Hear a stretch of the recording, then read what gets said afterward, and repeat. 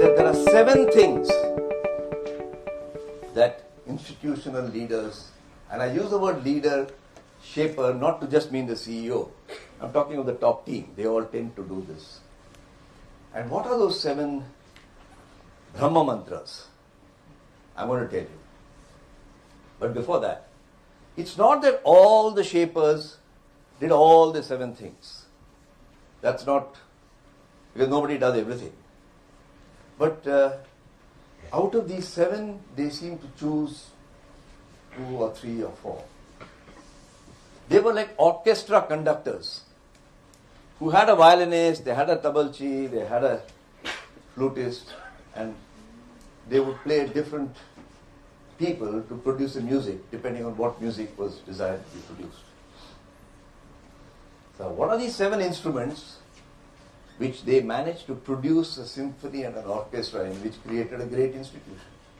And that was the subject of the summary that I'm going to tell you. The first one is leadership's attention. We found that company leaders spend a lot of their time solving problems efficiently. Don't get me wrong, I'm not saying it's not valuable, it's hugely valuable. But I'm just marking the difference. Whereas when you went and talked to shaper leaders, they were like mothers who were raising children, dealing with the short-term problem, but never losing sight of their ambition for the long term. They had a long-term sustainability in the approach and decisions that they took. The second instrument in the orchestra was purpose. Why does this corporation exist? And with companies, ordinary company leaders, they were very much focused on the shareholder.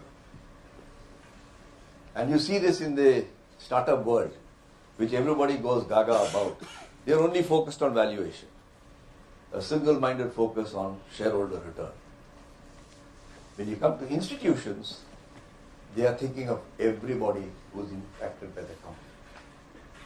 Suppliers, distributors, employees, retirees, and so on in the community. And if you think of Tata, you think of Birla, you think of Unilever, I'm choosing companies where I have had some experience. I'm not saying they are the only ones. Godrej. You'll find this pattern very clearly replicated. So I have covered attention, purpose.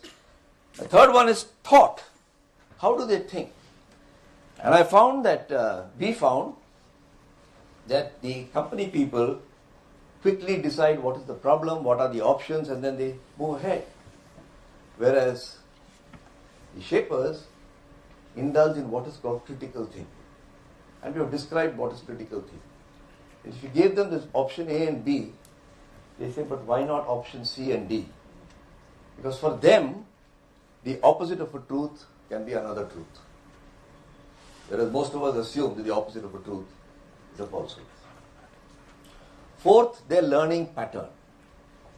Most company leaders learn in a linear fashion, like climbing a staircase. I've learned this, I've learned that, I've learned that. Even management development programs are like that, tier 1, tier 2, tier 3.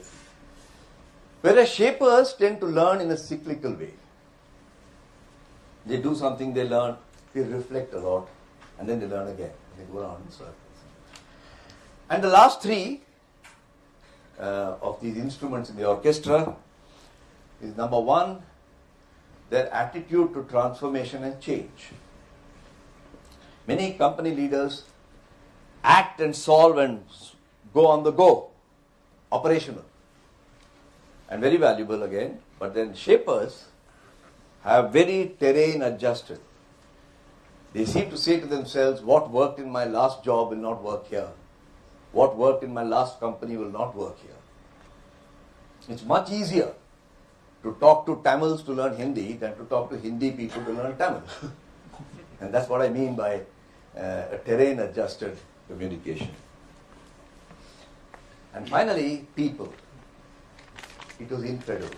Whereas many company leaders saw people as another factor of production, and like land and labor, it was transactional. Attrition rate is so much. This is the way young people are these days. People, attitude of shapers was care and nurture.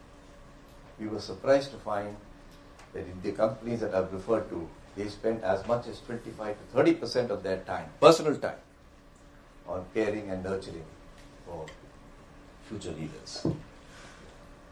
Shapers think disruptively, whereas the company managers want to be predictably competent. They want every quarter to go up and they manage it so that everything looks predictable. Whereas shapers say, what is it? In other words, volatility is an asset to a shaper.